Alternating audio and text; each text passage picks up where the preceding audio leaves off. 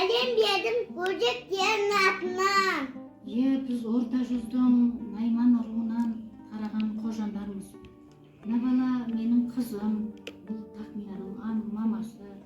Ал мен Тахминаның нағашы апасы. Атым Шолпан.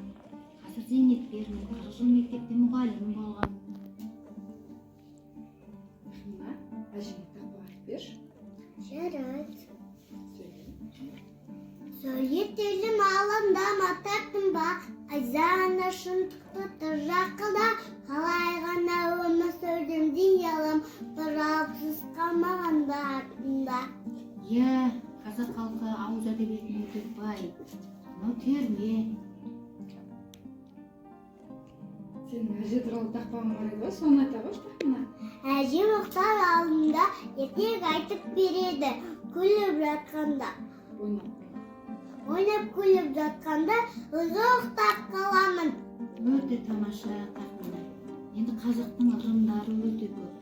Асты төкпе, нанды шашпа, себебі несібеңіз кетеді.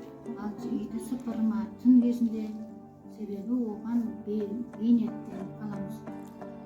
Ал қазақтың ырымдары өте көп қой. Мысалы, бір тал кессең, 10 тал ек, деген сияқты. Әже құрт қалай молсын бола ма?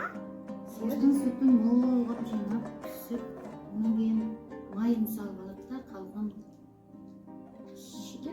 сүтін қайнатады. Кепке тосына қаман бола ма?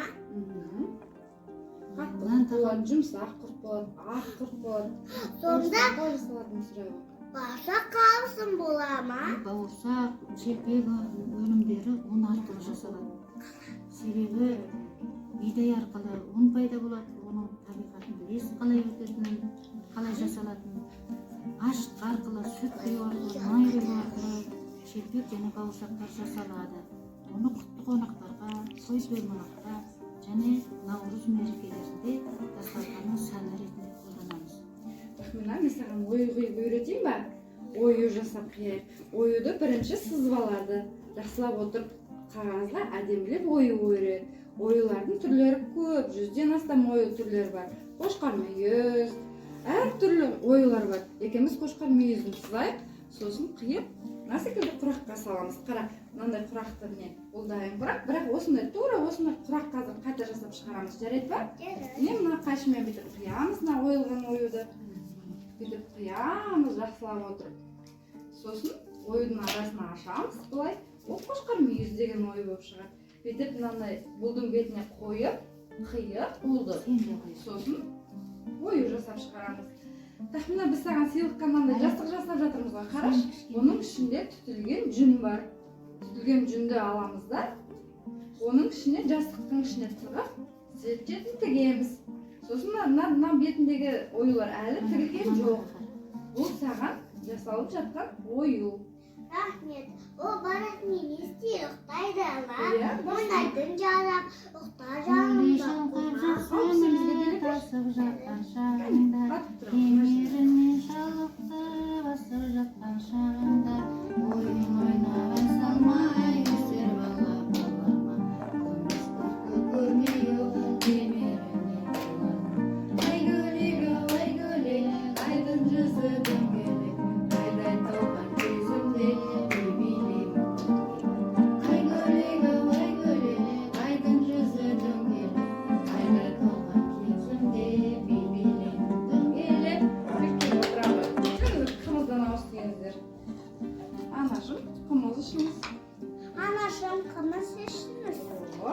Қымызды жылқыдан аламыз. Жылқыны сауамыз сүтін.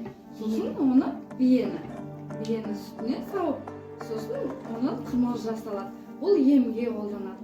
Өте пайдалы қымыз өнімдері.